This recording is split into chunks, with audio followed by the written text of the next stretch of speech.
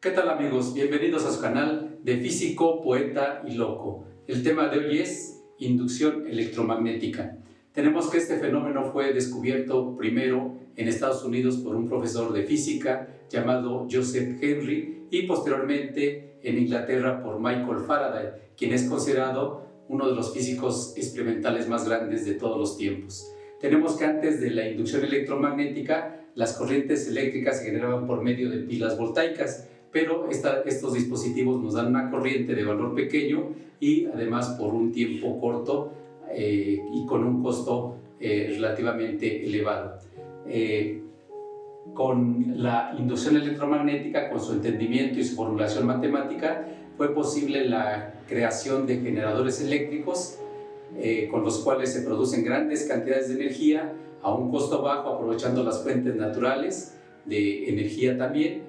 Y con esto fue posible proyectos de gran escala como la iluminación de ciudades o ir dotando de energía suficiente a la industria que nacía de manera más acelerada.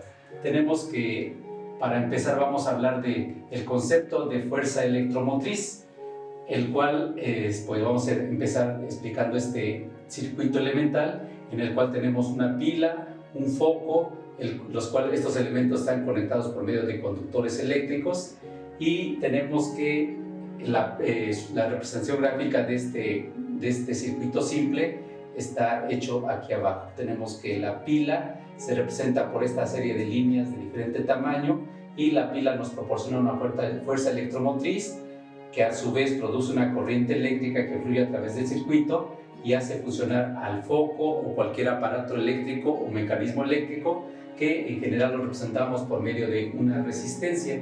Tenemos que la fuerza electromotriz se define como el trabajo por unidad de carga que se le proporciona a la carga eléctrica para que vaya desde este punto de menor potencial a este punto de mayor potencial, y a partir de ahí recorrer el circuito, hacer el trabajo de poner a funcionar el elemento eléctrico y regresar a la fuente de energía o fuente de fuerza electromotriz.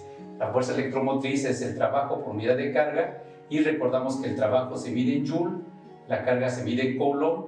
Joule sobre Coulomb es la unidad que llamamos volt. Los elementos del circuito eléctrico simple que tenemos aquí abajo pues están relacionados por la famosa ley de Ohm, que nos dice que la intensidad de la corriente eléctrica en ese circuito es directamente proporcional a la fuerza electromotriz entre la resistencia del mismo circuito. Es una expresión que vamos a utilizar, una expresión conocida para nosotros. Pasamos a otro momento. Aquí nosotros tenemos, como siempre, como hemos venido haciendo en otros trabajos, que estas cruces representan un campo magnético uniforme, horizontal y que penetra perpendicularmente al plano del pizarrón. Estamos representando aquí las líneas de un flujo magnético que penetra el pizarrón. Y tenemos esto que representa una barra metálica que se está moviendo con una velocidad v hacia la derecha. Y recordamos de otros temas de que los metales son buenos conductores del calor y de la electricidad, y esta propiedad se debe a que es debida a que los metales tienen lo que se conocen como electrones libres, electrones que están débilmente unidos a los átomos y por lo tanto tienen mucha libertad o facilidad de movimiento. Recordamos que esos electrones se mueven, esas cargas eléctricas se mueven junto con la barra metálica a la cual pertenecen. De ahí que hemos visto que cuando una carga eléctrica se mueve dentro de un campo magnético, sobre esa carga aparece una fuerza. En este caso tenemos que, si hablamos de las cargas positivas que se están moviendo hacia la derecha, usamos la regla de la mano izquierda, en la cual el dedo índice indica el sentido del campo, el dedo medio la dirección en la cual se mueven las cargas y el dedo pulgar nos va a dar la fuerza. En esta situación tenemos que el campo va hacia atrás, las cargas se mueven a la derecha, por lo tanto sobre la carga positiva aparece una fuerza hacia arriba y en consecuencia sobre las cargas negativas, que son las que se van a mover, aparece una fuerza hacia abajo, la cual va a hacer que dichas cargas se desplacen hasta la parte inferior del cuerpo metálico, de tal forma que aquí se carga con signo negativo y en la parte de arriba los átomos quedaron desprovistos de esos electrones que se han movido hacia abajo y por lo tanto queda con carga positiva.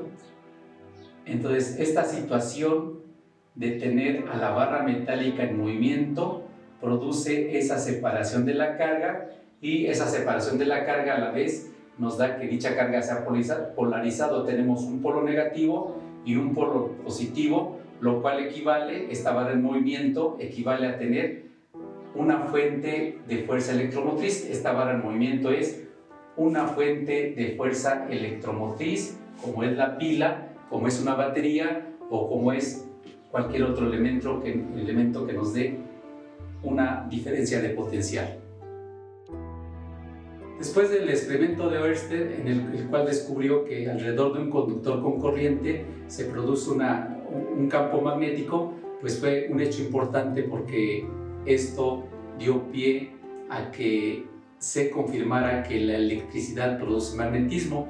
Después de esto, los científicos se preguntaban si era posible que a partir del magnetismo se produciera electricidad, y esa era una idea que traía Faraday, en la cual estaba trabajando, y encontró que la respuesta era positiva, era afirmativa. Para eso realizó una serie de experimentos como los que están aquí dibujados, representados gráficamente.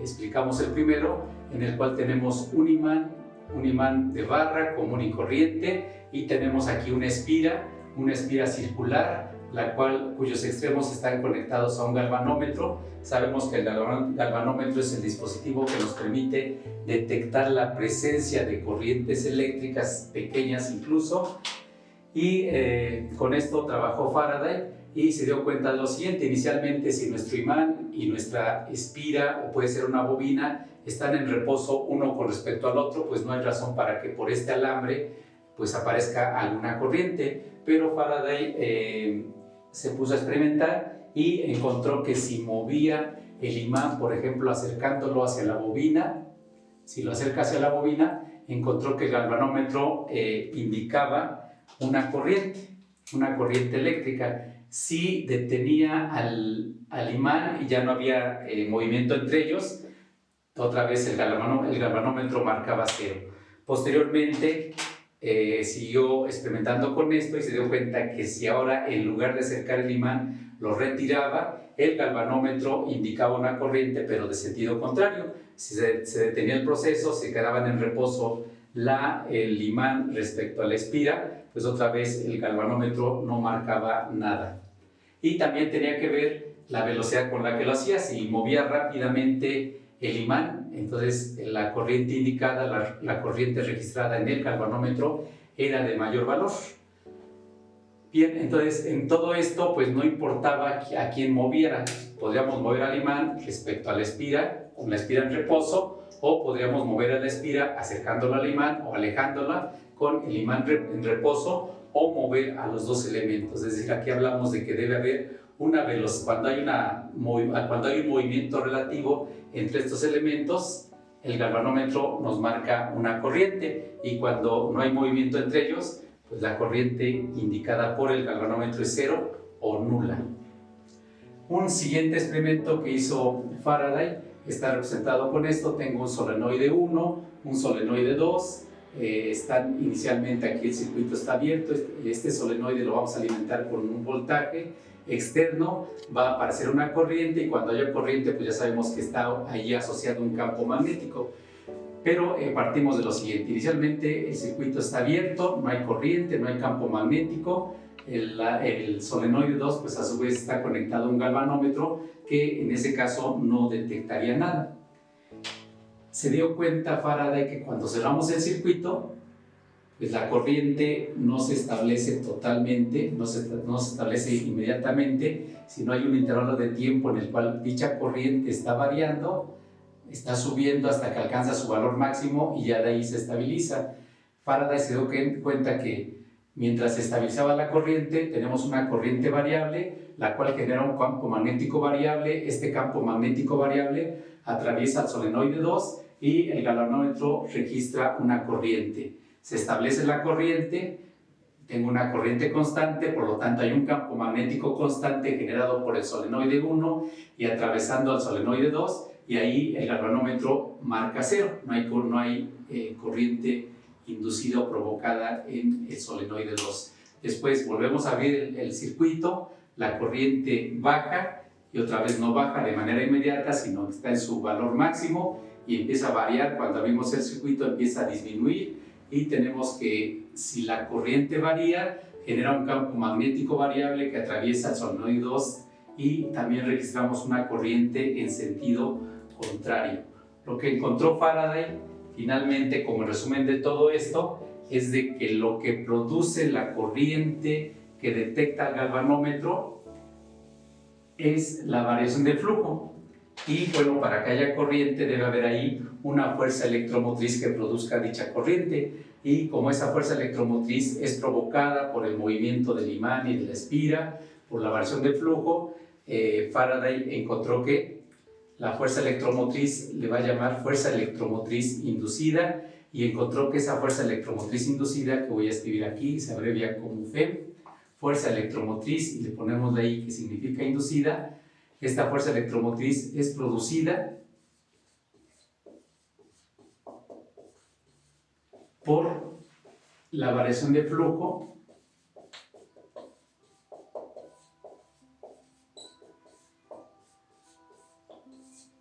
a través de una espira, de una bobina, de un solenoide o de un circuito eléctrico. Faraday estableció su ley de la fuerza electromotriz inducida, la cual nos dice que la fuerza electromotriz inducida en un circuito o un elemento como este, una bobina, un solenoide, etc., es directamente proporcional al número de vueltas que tenga nuestra bobina, y también, sobre todo, es directamente proporcional a la rapidez de cambio del flujo. Esto que voy a poner entre paréntesis, pues nos habla de una variación de flujo, pero en un tiempo determinado. Entre más rápido varía el flujo, tenemos que la fuerza electromotriz va a ser mayor. Entonces, en esta expresión, que es la expresión de la ley de inducción de Faraday, tenemos que N es el número de vueltas de nuestra bobina o de nuestro solenoide,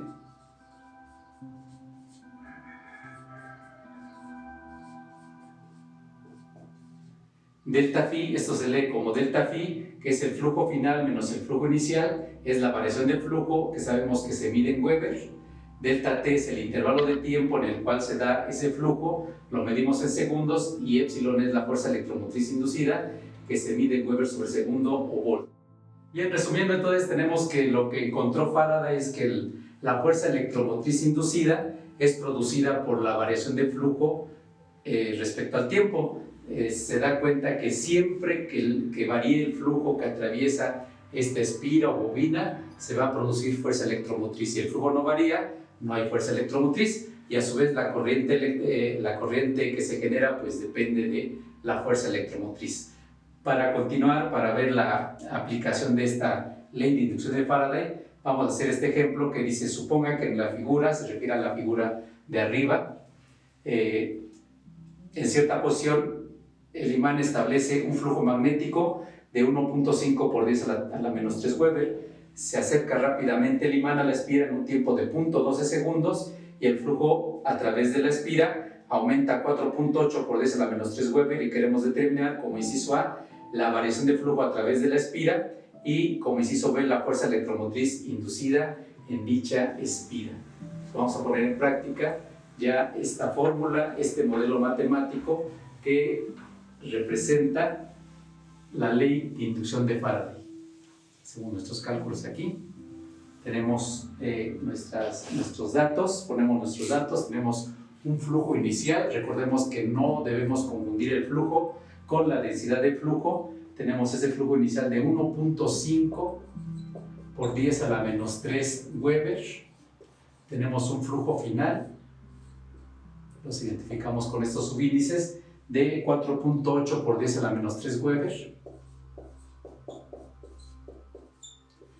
Y tenemos que ese cambio de flujo se produce en un tiempo de 0.12 segundos. Queremos la variación de flujo y la fuerza electromotriz que se produce por esa variación de flujo en ese tiempo. Bueno, pues la variación de flujo es la diferencia entre los flujos, es el flujo final menos el flujo inicial, que sería 4.8 por 10 a la menos 3 Weber, menos 1.5 por 10 a la menos 3 Weber, y tenemos entonces que el flujo está variando en un valor de 3.3 por 10 a la menos 3 Weber. De ahí pues podemos calcular la fuerza electromotriz inducida con esta expresión. Sustituimos aquí. Tengo que la fuerza electromotriz es el número de vueltas. En este caso, como hablamos de una sola espira, es una sola vuelta, pues entonces tenemos que n vale 1. Tenemos ya la variación de flujo, que es 3.3 por 10 a la menos 3 Weber, sobre el tiempo en el cual se produce esa variación, que es de 0.12 segundos. Hacemos esa división y obtenemos un valor de 275. Serían 275 Weber sobre segundo, que sabemos que corresponde a 275 volts. Esa es la fuerza electromotriz que se está produciendo en esa espira debido a la variación de flujo correspondiente, y a su vez esta fuerza electromotriz produce una corriente que se llama corriente inducida a lo largo de esta espira y que es registrada por el galvanómetro. Bien, pasamos a otro momento del desarrollo de nuestro tema y te planteamos el siguiente problema. Se tiene una bobina de 480 vueltas con una resistencia de 12 ohms y con un área de 35 centímetros cuadrados. La bobina es atravesada perpendicularmente por un campo magnético, aquí están las líneas de flujo, cuya inducción cambia de 1900 a 800 Gauss. En este caso el flujo no es constante, es variable. Este flujo puede ser generado por un electroimán que está generando dicho campo magnético. Si cambiamos la corriente del electroimán, cambia el flujo que está generando el flujo, y cambia además previamente el campo de 1900 Gauss a 800 Gauss. Queremos determinar la variación de flujo como primer inciso, la fuerza electromotriz inducida en la bobina y la corriente eléctrica que se genera en la bobina. Tenemos que el intervalo en el que se produce este proceso es de 0.57 segundos. Adelante, pausa el video como primer paso, resuelve el ejercicio anotando tus datos, tu fórmula, sustituimos haciendo operaciones y a continuación vemos la solución que nosotros le damos, que debe coincidir obviamente con lo que tú encontraste. Bien, aquí está la solución del problema planteado. Tenemos los datos, tenemos 480 vueltas, una resistencia de 12 ohms en nuestra bobina. La bobina tiene un área de 35 centímetros cuadrados. Convertimos los centímetros cuadrados a metros cuadrados, sabiendo que un metro cuadrado equivale a 10.000 centímetros cuadrados o 10 a la 4 centímetros cuadrados. De igual forma, el campo inicial, la inducción inicial, que es de 1900 Gauss, lo convertimos a teslas con la relación de que un tesla son 10 a la 4 Gauss. 1900 por 10 a la menos 4 teslas equivale a 19 por 10 a la menos 2 teslas. Ese sería el campo inicial. El campo está variando, tenemos que el campo final es de 800 Gauss, que equivale a 8 por 10 a la menos 2 teslas. Con eso tenemos la inducción magnética y el área, y calculamos el flujo magnético. Aquí nos acordamos de la fórmula de la relación entre flujo y campo, en el sentido de que el flujo es el campo por el área seno de θ. Pero en este problema nos dicen que las líneas de flujo son perpendiculares al área, por lo tanto θ vale 90 grados, y ya sabemos que el seno de 90 da 1, por lo tanto el flujo es simplemente V por A, el campo por la inducción que tenemos aquí. El flujo inicial es el campo inicial por el área, hacemos la multiplicación y obtenemos 420 por 10 a la menos 6 Weber. El flujo final, de igual forma, es el campo final por el área no cambia, lo que está cambiando es la densidad de flujo, y multiplicamos esos términos y obtenemos 280 por 10 a la menos 6 Weber. Calculamos, hacemos nuestro inciso A, que es la variación de flujo, que es la diferencia entre el flujo final y el flujo inicial. Los restamos y nos da una variación negativa porque es una disminución, y tenemos 140 por 10 a la menos 6 Weber como variación de flujo. Inciso B, nos piden la fuerza electromotriz. Tenemos la ley de inducción de Faraday que nos permite calcular esta fuerza electromotriz inducida. Aquí está el número de vueltas, la variación del flujo entre el tiempo. Hacemos la operación y nos da un número negativo de menos 245.61 por 10 a la menos 6 volt. Finalmente, esta fuerza electromotriz inducida produce una corriente inducida a lo largo de esta bobina. Aplicamos la ley de Ohm, que es esta expresión, y sustituimos. Tenemos la fuerza electromotriz que se ha producido entre la resistencia de la bobina y obtenemos una corriente de menos 20.46 por 10 a la menos 6 ampere, o sea, menos 20.46 microampere. Esa es la solución. Sabemos que lo hiciste correctamente y continuamos con el desarrollo de nuestro tema.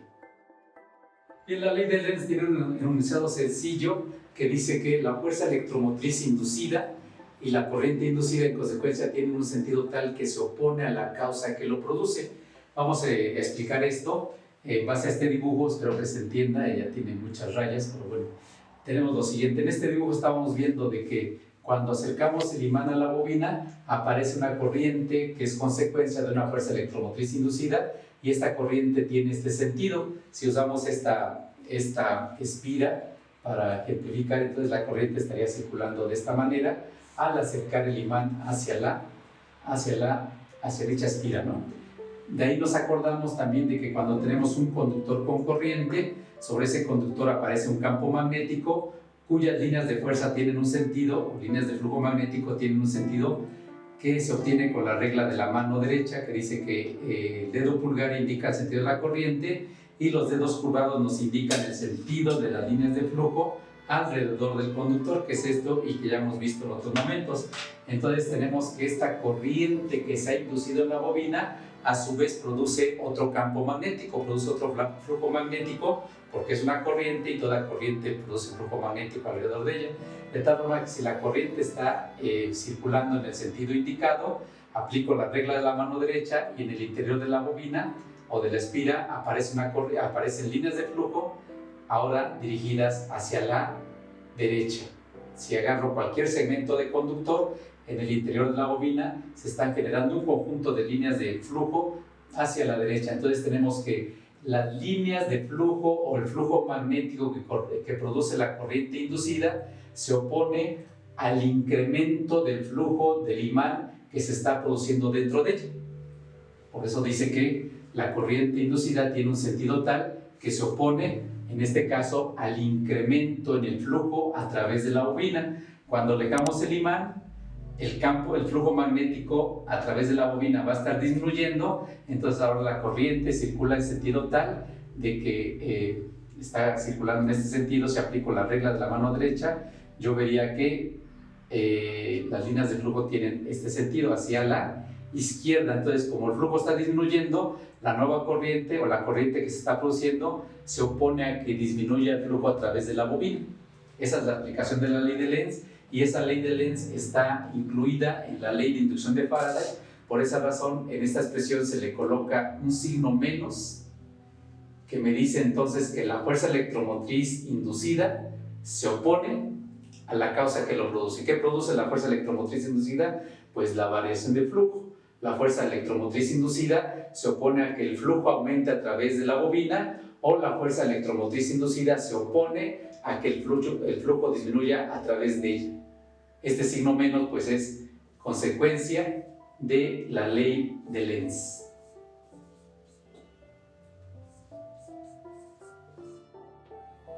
Bien, continuamos con nuestra ley de inducción de Faraday.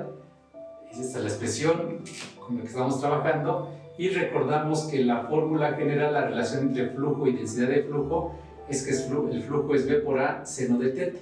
Recordamos que θ es el ángulo entre el plano de una bobina y las líneas de flujo magnético.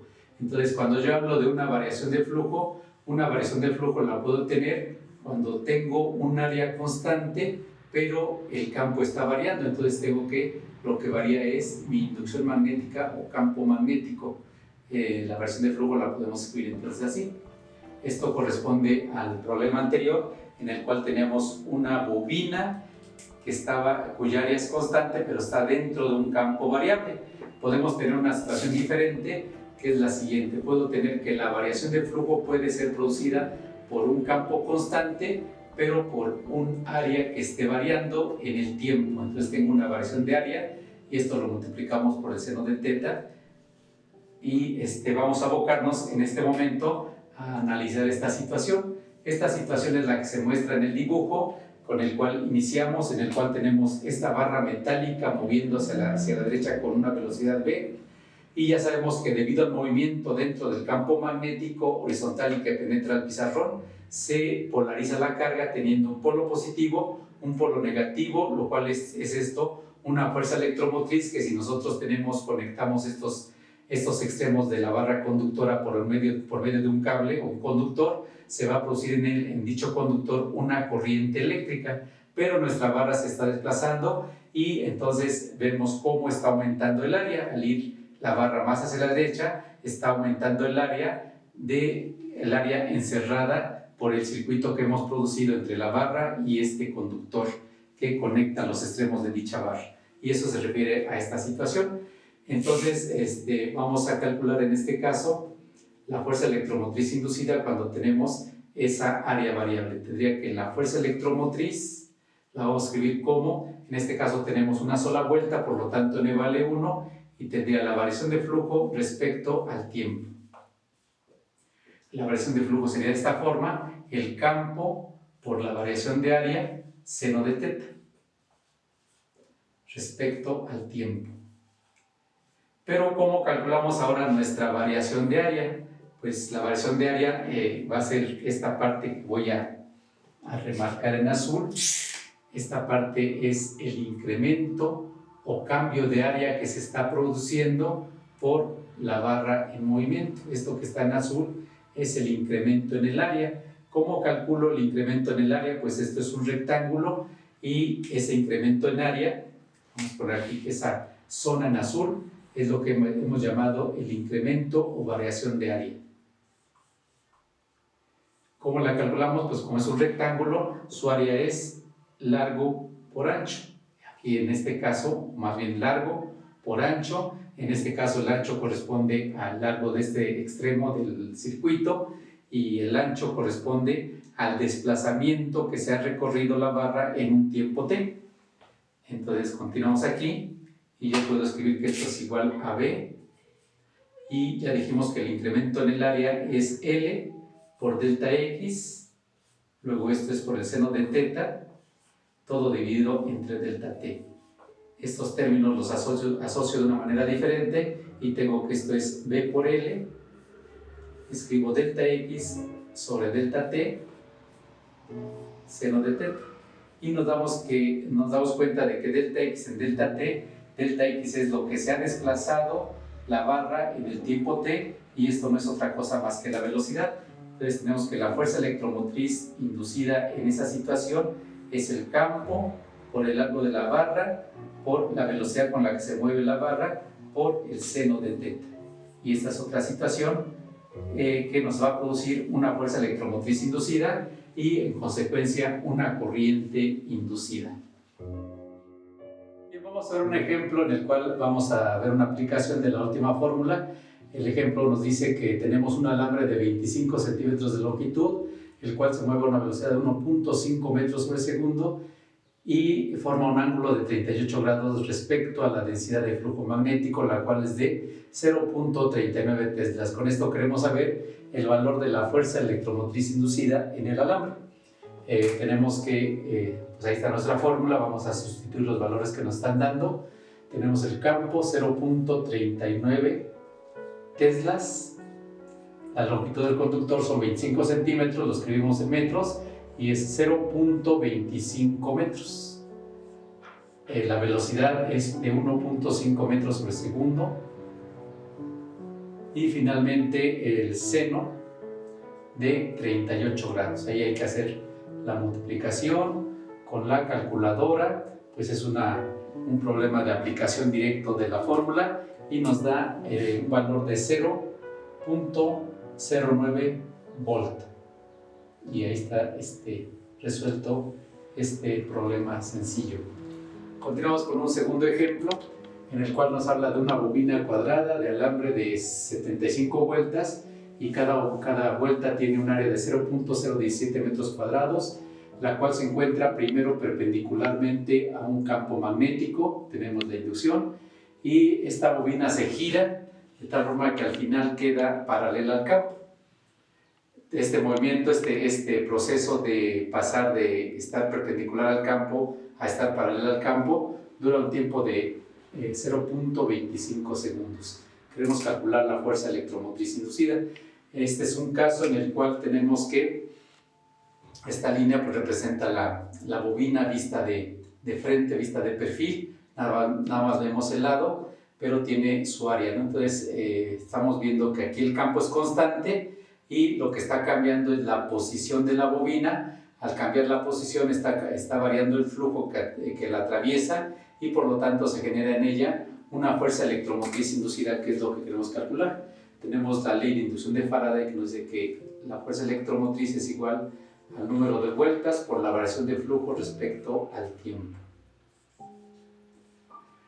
Bueno, entonces como tenemos la inducción magnética y el área, vamos a calcular el flujo. El flujo en esta situación inicial, el flujo es V por A, seno de 90 grados, seno de 90 nos da 1, ese sería el flujo inicial, que sería con el campo que es constante y por el área que pues, también es constante pero cambia la posición. Entonces tenemos que la inducción magnética vale 0.23 Weber sobre metro cuadrado, lo multiplicamos por el área que es de 0.017 metros cuadrados, hacemos esta operación y obtenemos un resultado de 3.91 por 10 a la menos 3. 3.91 por 10 a la menos 3. Y bueno, pues ya sea metros cuadrados con metros cuadrados se cancelan y tenemos ahí como resultado Webers. Ese sería nuestro flujo inicial. Y al final, como la espira, la bobina queda paralela con el campo, ya tenemos que el flujo final que la atraviesa pues va a ser 0. Va a ser 0, de ahí que la variación de flujo es el flujo final menos el flujo inicial. Sería 0 menos 3.91 por 10 a la menos 3 Weber. Esa es la variación de flujo.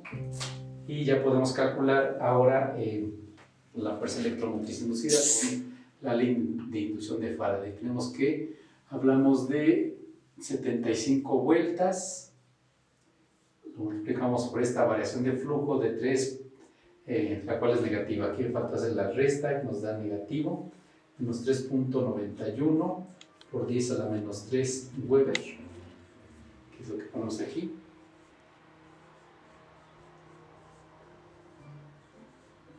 Sobre el tiempo en el cual se produce este proceso, que es de 0.25 segundos. Bueno, pues hay que hacer esta operación, también es una situación elemental. Con la calculadora obtenemos un valor de